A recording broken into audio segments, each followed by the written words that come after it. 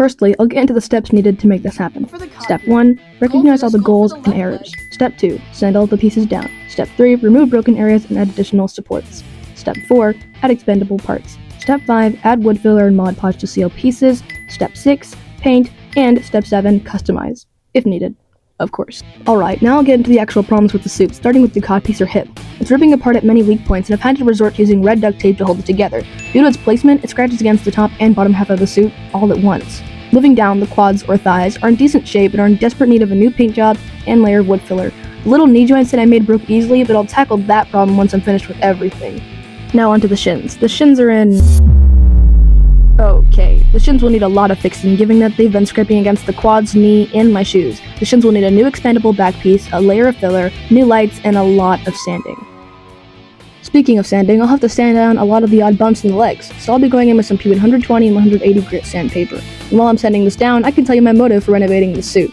It all started back in October when there was a Halloween costume contest at school and I wanted to join, but I had no good costume to wear. It was a few weeks before the contest, so I had some planning to do. I wanted to make an Iron Man suit for a while, but I never really had the time, and if I did, I would plan poorly. But last year I was determined, so I got to work, downloaded the templates, and crafted like crazy. I did end up finishing the suit, but I had a lot of problems, and it actually broke the morning I wore it. So my mission for this series is to renovate it, put it on a stand, add new parts or expandable areas, and try to improve the suit to the best of my ability. I'm also thinking of possibly even wearing it to a Comic-Con.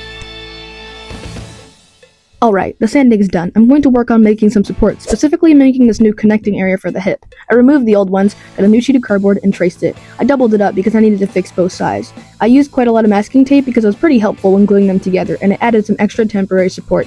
I did end up coming back to the unnecessary piece from earlier and making a quick and simple replacement, as you see here.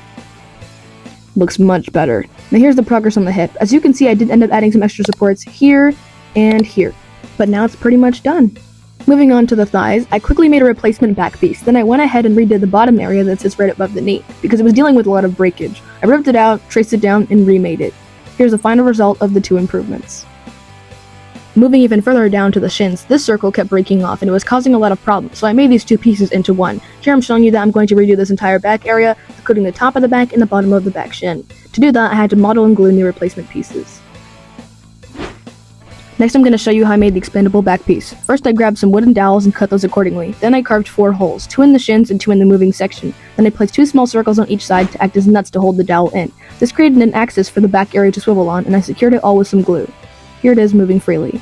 I didn't like the residue of the glue left, so I made 2 square housing pieces to cover it up. Now that it's done, I can demonstrate how it works in real time. So while I'm walking, my legs curve, and previous to this new design, the shins would scrape against my shoes.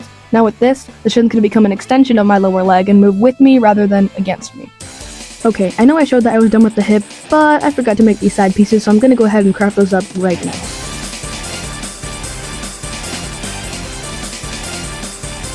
Boom, done. But I should also work on those knee pieces that I've been procrastinating.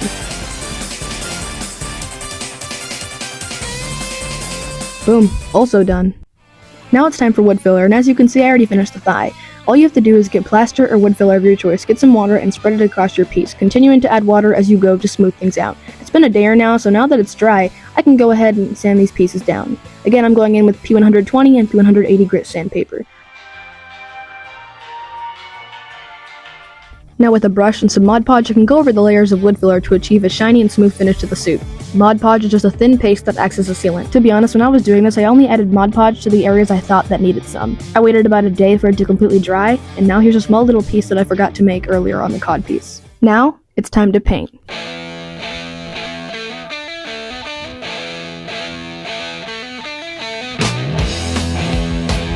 First I'll be going in with some filler spray to smooth out all the possible bumps. Then once that's dry, I can mask off the areas I do not want to paint red. Now I spray paint it red, and after that I'll spray on the gold highlights, and with that, I'm done.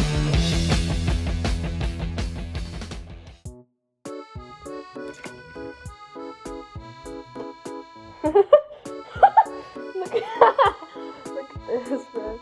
You look like Peter Pan. I'm trying to scratch my nose, but I can't. Oh, I got an itch. Back to the video, of course. No.